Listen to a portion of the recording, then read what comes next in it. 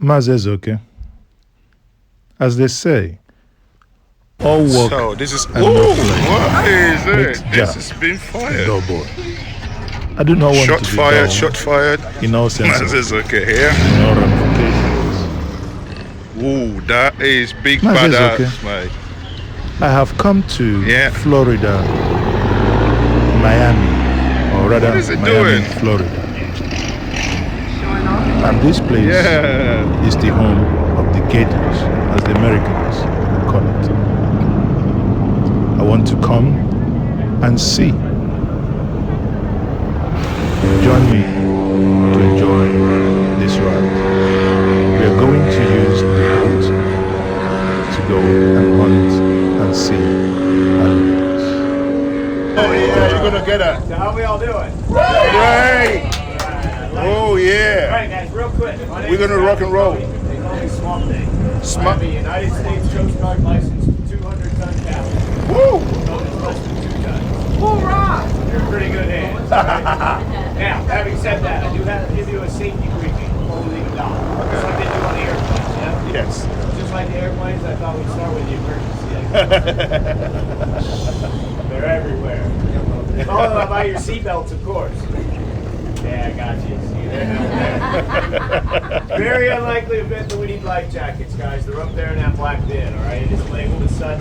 There's no need to worry about putting on a life jacket today unless you see me putting on a life jacket and swimming away from the boat. At that point, you might want to follow me, all right? No smoking. There's 35 gallons of gasoline directly behind you. I do not want to be an astronaut today. Oh. Now, for your safety, I tend to drive a little fast and a little crazy. Keep your hands inside the edges of this boat at all times. There's grasses out here that can cut you, burn you, and sting you. That is not a joke.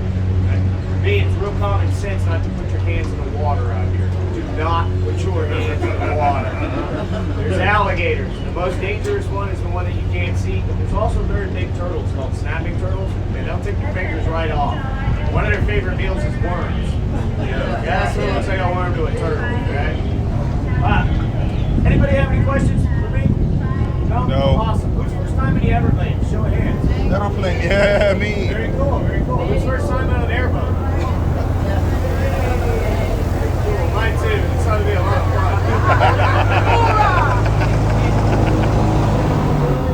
Oh boy, I'm gonna enjoy it. So we're basically going now This is not an alligator to go tour. see This an is alligator Everglades tour. tour. I cannot promise that we're going to see an alligator until you go to the show.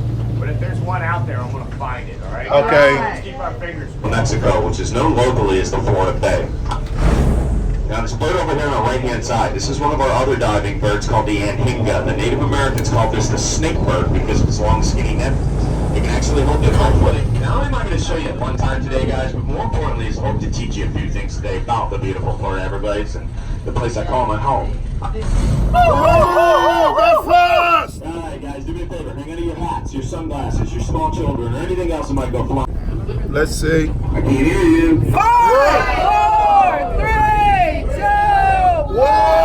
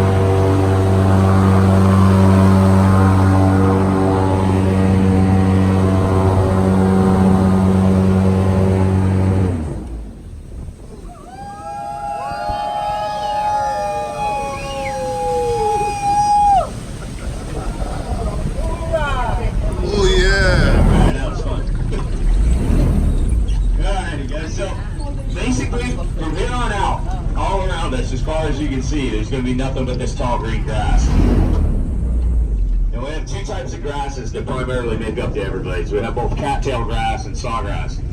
Now the cattail grass gets its name from a seed pod. It looks much like a fluffy cat's tail. The Native Americans actually eat the base of the cattail grass, and they'd also use that seed pod as both a fire starter and also as insulation throughout the walls of their homes.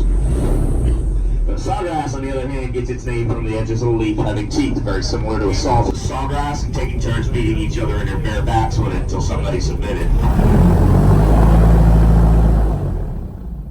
Now this long, straight stretch of water that we just came into, this is one of the many man-made canals that crisscross throughout the state of Florida. Now these were all dug out by the Army Corps of Engineers back in the 1920s to control the water levels. Whoa. Make no mistake about it, guys. Without these canals, there wouldn't be any dry land in South Florida. This is how we created our infrastructure, built our roads and our homes. But when they dredged these things out, they came in with these big machines and they had to dig up all the bottom, all the mud, the rock, the debris, and they piled it up into these long straight lines. And over time, floating down through the river of grass were the seeds of the trees and the bushes, and it created these islands. Now, this particular canal is a little over 34 feet deep and it's almost 15 miles long. The vulture. Now the vulture, as you can see, it's an opportunistic scavenging bird. They're medium-bodied, black in color. They have a wingspan of take 5.5 to 6 feet. Now, we're fortunate enough to see one of these guys eyeball to eyeball today. The way you can tell the two apart is the turkey vulture has a bright red head. The American black vulture has a gray head. But for the most part, because it's fairly windy today, we're probably just going to see these guys flying around. And the easiest way to differentiate the two is to look at the undersides of their wings. What you're seeing is a reflection from the mud that makes up the bottom. Now all the mud is created from these grasses decaying over time, and that's what gives this water its tannin, or tea-like color.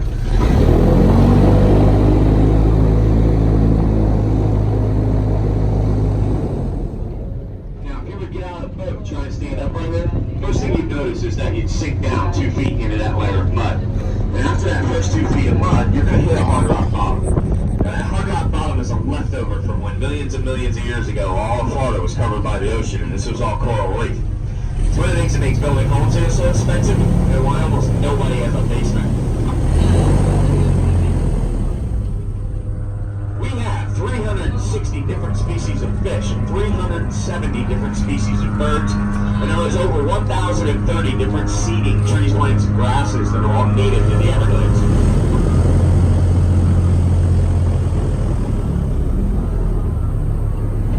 This big bushy green tree over there on the left is not one of the native trees. Now this is the Brazilian pepper tree.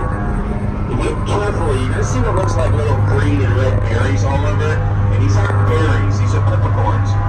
And as this pepper matures, it goes from green to red and eventually turns into the black pepper that you most commonly put on your food. It's one of the perks of coming out here every day. Throughout the season, as I go by that tree, I'll reach out and grab handfuls of those peppercorns. Once I get all three colors together, I take it home and put it in my pepper mill. You want to talk about a good steak Provence? Oh my God.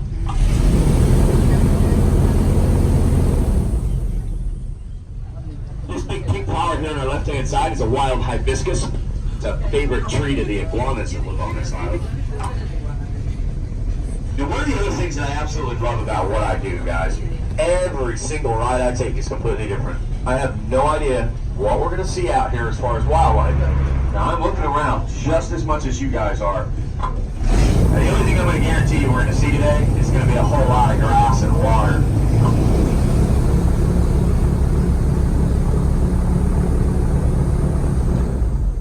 As we're cruising along here, guys, look up into the trees. Now, we're looking for some of these vultures. Now, we have a bunch of them flying around up above us. But the easiest way to spot them in the trees is look for a black void, and then all of a sudden you'll start to notice the outline or the shape of this bird. Now, these guys have a very important part of this ecosystem. They're sort of the garbage men of the skies. And it's their job.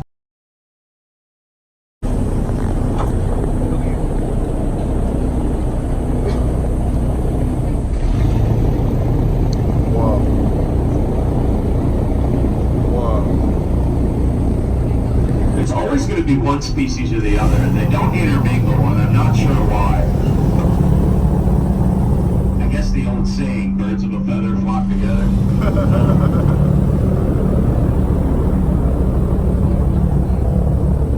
Anyways, we're going to take a short little sprint over the next lot. Hang on.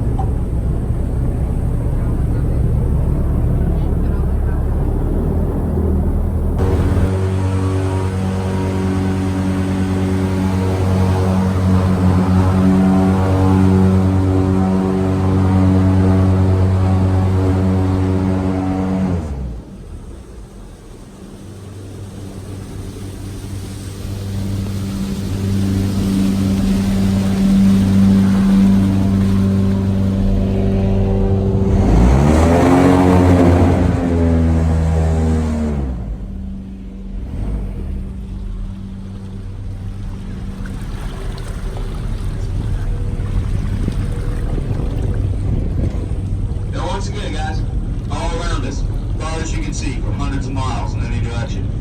Nothing but cattails, sawgrass, and water.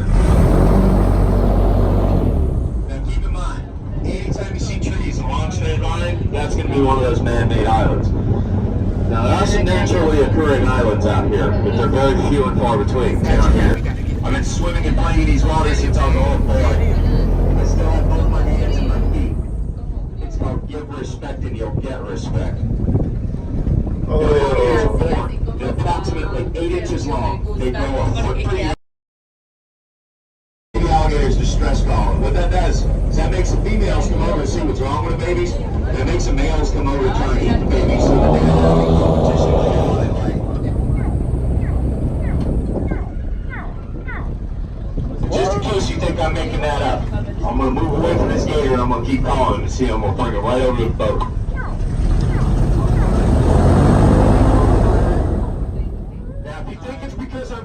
Alligator. This is not Louisiana. It is illegal. It is a federal crime to feed alligators in the state of Florida. It is a $10,000 fine, 2 years in prison, and they do not mess around.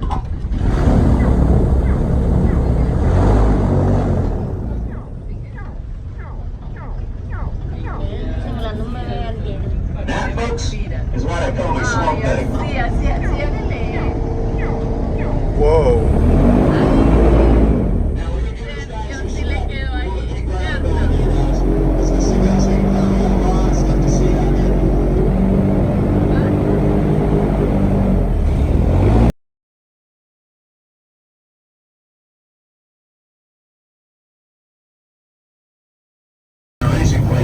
Everything I know about this area, I learned from my grandfather, my father, my Seminole friends.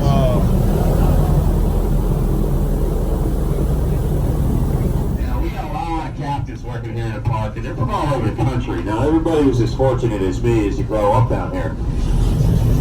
There's not much about this area, and I don't know, but there's a whole lot of stuff that I know that they know. One of these cool things I want to show you down here real quick.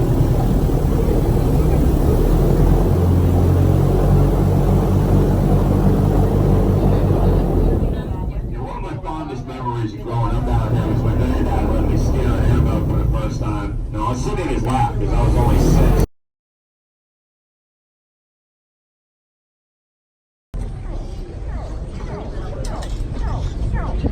Oh, that's big.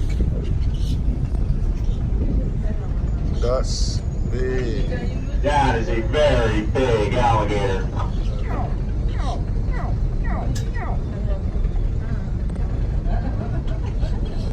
Now you can see this is a male, this big boy, this is a male, and that's the a little one is a female. female. I believe that we may have interrupted something here.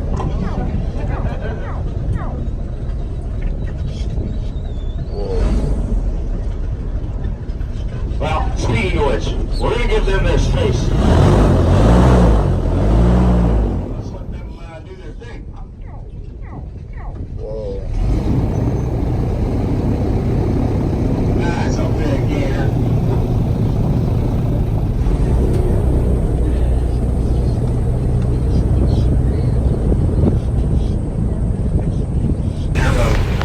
I was out here doing 70-mile-an-hour 360s and hunting and camping and fishing before I had my learner's permit to drive a car, and I've been doing it ever since.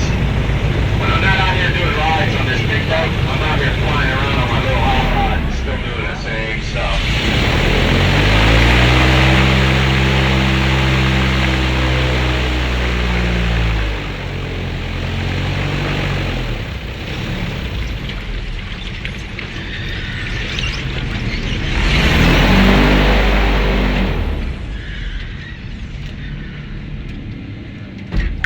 That's how you stop an airboat. Now my granddad would be mad because I shut off the motors, because what if your motor doesn't start right? But I got 2. I'm with the granddad. Alright guys, now real quick before I get caught. See these 2 trees right over here on our left hand side? They look very similar to those trees right over there, and they both get a small fruit on them, but make no mistake about it, they're not the same trees. That is one of the most poisonous plants on Mother Earth, and it's known as the widow's apple. Now, like I said, it gets a small little fruit on it. All right, but obviously with a name like Widow's Apple, you wouldn't want to eat it. But trust me, you don't want to have anything to do with it. The reason why we're sitting way over here, just touching the leaves and the branches on that tree will burn you like acid. It's a member of that poison sumac family. They can get over 30 feet tall. And I've heard stories of people trying to find shelter out here in a rainstorm and not knowing what they are and sitting underneath them. That stuff is so poisonous that just rainwater dripping off the leaves lands on your skin will burn all the way to the bone if it's not immediately treated. Whoa. Now, it has a natural remedy, and it grows right next to it. And I'm going to point it out later on in the ride because they used it for all kinds of cool stuff. But they tipped their arrows and their spears with this when they were hunting large game like boar and bear, because you can't cut it down without it getting on you. If it is found in a populated area by law, it has to have that yellow caution tape put all the way around it in a 100-foot perimeter and a skull and crossbones sign every 6 feet. Now, its real true technical name is the Manchineel tree, and it came from Africa, and it can be found on a bunch of islands in the Caribbean as well. Most likely came over with the first Spanish explorers, and they called it the apple of death, or death apple tree. Yeah, we're really not supposed to be back here right now because of it, but I just think it's cool. There's only one other captain that works here that knows about it, and that's because she's our only female airboat captain, and I like her, so I told her about it. Great. Oh, great.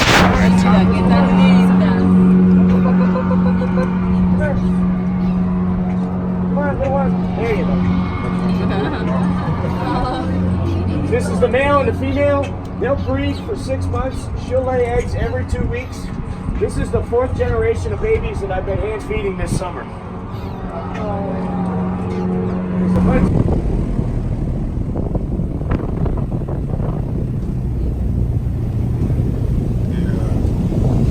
That's another one.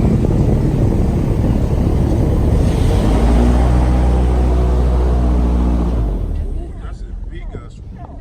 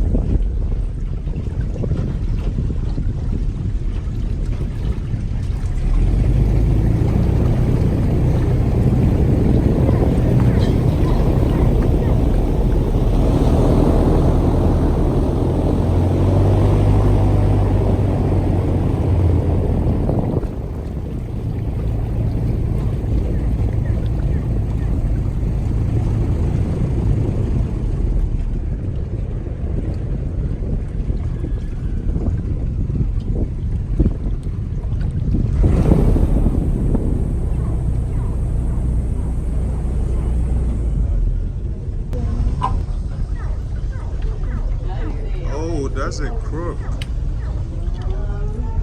That's a crook.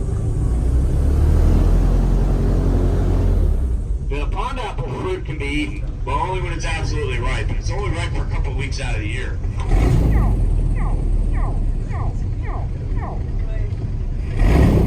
when it's ripe, it's a member of the somersault family, and I think it takes a long.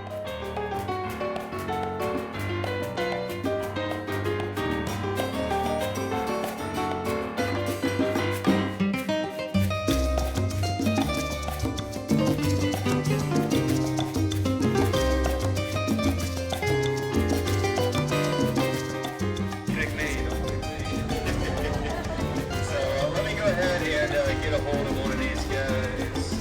We'll get this one from the back. Okay, so let me grab that one, and we're going to bring that one over here so everybody's going to be able to see, okay?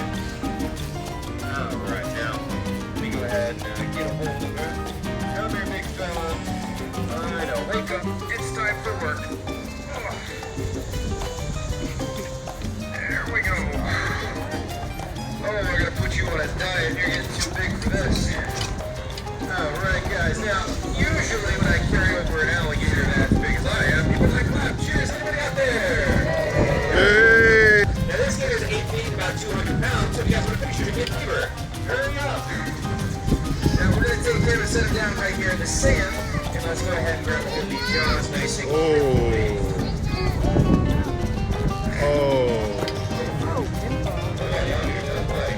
Alright, so take a look at that mouth, guys. Now there are 80 teeth in there, 40 on the top and 40 on the bottom. Now they can actually break the teeth off, grow them back, and they cycle through several thousand teeth in a lifetime. Now that comes in handy because of how hard they bite. A large gator can bite down with an entire ton of force in their mouth, 2,000 pounds per square inch power. No, not like a press that number. Think about it, 2,000 pounds, guys. That's the power to set any bone in your fragile human body and crush your skull like a potato chip. If you are not impressed by that, it is because you're on the wrong side of the fence. Now, even though they can bite down so hard, you can hold the jaw shut with just one hand, okay? All that power is for closing, very little for opening. So if you're ever about to be attacked by an alligator, remember, you don't have to run away. You just simply turn around, you grab those jaws, and you're going to do great. I'm kidding, of course, you run for your life. Rescue, and these are all considered to be nuisance gators. Now, a nuisance gator is one that showed up in somebody's backyard, got in their swimming pool, he ate fluffy, things like that, right? Now, once you see somebody's dog, you're going to send out a trapper to capture and kill the gator, unless that dog's like a Pomeranian, they'll let that slide, that's cool. Unfortunately, though, the state of Florida does kill several thousand nuisance gators a year, which is really sad. It's not their fault. It's usually a nuisance person that causes a problem, and by that I mean people that feed them. Once you feed him, he's going to associate you with the food. You don't have the food, then you are the food. That's why it's against the law to feed them. Now, what we do in here, we do our shows with these nuisance alligators. Instead of him being turned into a pair of boots or a suitcase, which you appreciate that, right, big guy? Yes, he does.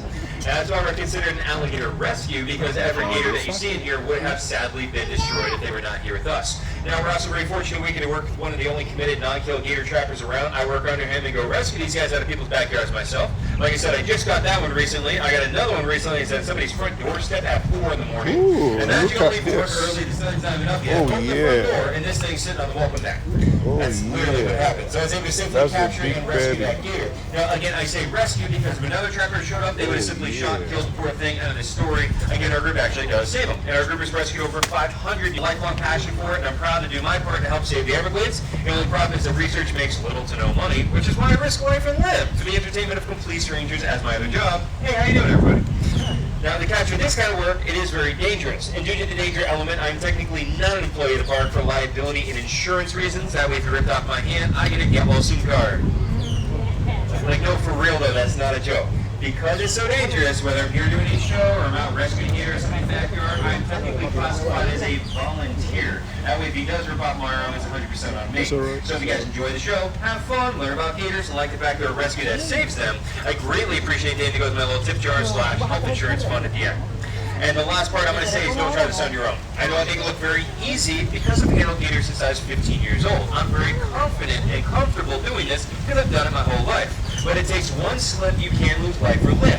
I feel very lucky I've never had a bad accident, but I have had friends that did. I had one friend get bit in the hand during a show. The gator shook, rolled, and snapped his arm like quick. Thankfully, the gator let go. He kept his hand, although he could like wave backwards really well. I know another guy got bit in the upper arm. Gator rolled, ripped the bicep muscle from the bone, and ate a chunk of his arm during the show. He almost died from blood loss. Now, I don't say these things to be dramatic. I'm not trying to scare you. I don't want you to be afraid of them. But I know I make it look so easy that people do forget. It's a powerful apex predator, so never try to approach them. As you can see, they're not aggressive. They're out to get you. They're not going to chase you down. But when people feed them, storm their habitat, or try to handle them, that's how people get hurt or killed. But if you just leave them alone, they're going to leave you alone. Now, let's go into our last trick of the show, guys, what we call the face-off. It's called the face-off because if I mess up, my face comes off. You have a more sense of humor out here. I'm going to open the jaws, and I'm going to set my chin on the edge of the open jaws, balance the jaws up with my chin. Now, if anything touches inside the mouth, boom, jaws slam shut. Nothing will stop the jaws from closing. If you don't believe me, look up the YouTube video of the guy replaced. Come on, Corbin. No, nobody else did it. Yeah, I got that. Good, come on. All right, so let's open up the jaws. Alright, now most of the show is jokes, so you guys laugh. This part is very dangerous, so before I do it, I want some motivation. You guys enjoy the show, right? Yay! Alright.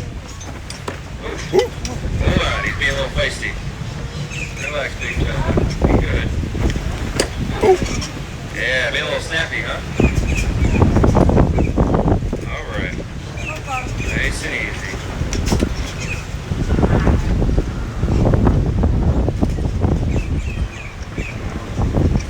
Oh, yeah!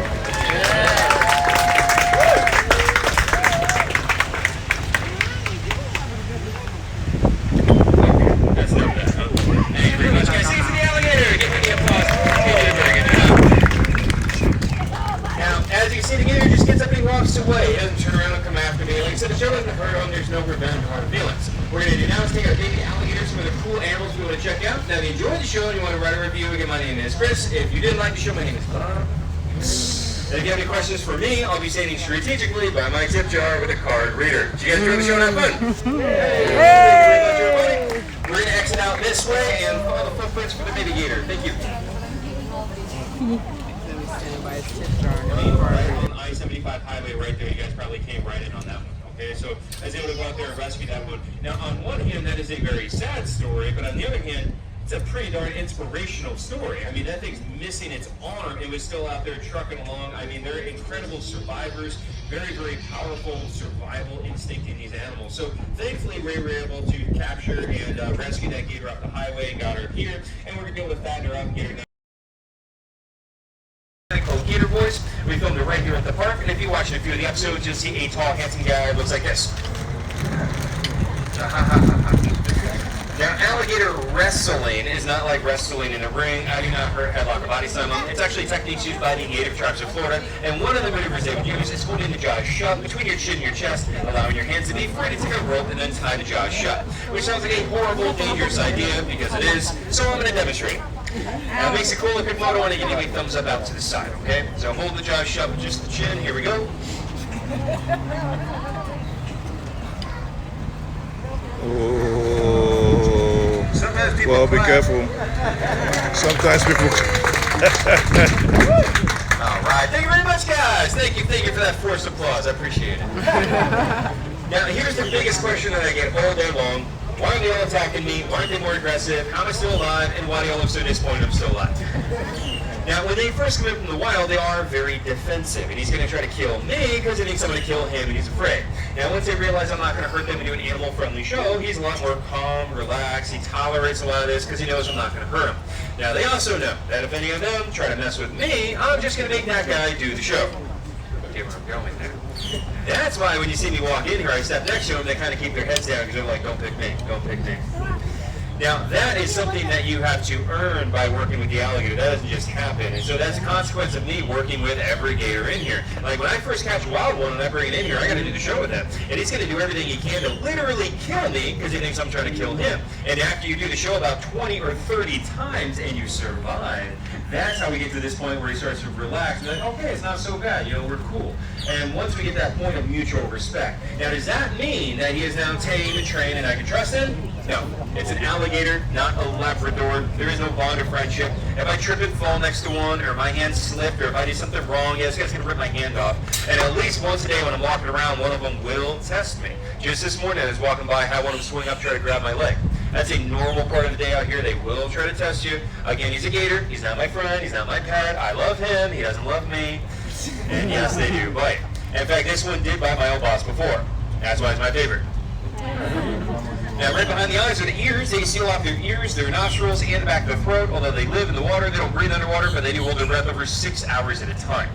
Now, I've got one more trick I'm going to show you guys before I do it. I want to say about myself real quick so you don't think I'm just some redneck. I see your stares. I actually have a bachelor's degree in environmental studies from FIU in Miami, so an educated redneck. Thank you. Yeah, no, really. I actually work with a lot of different animals, not just gators. I also work with venomous snakes. I'm a shark diver, and I'm also active in research out here in the Everglades. We go out and we catch gators, crocs, and pythons. It's part of my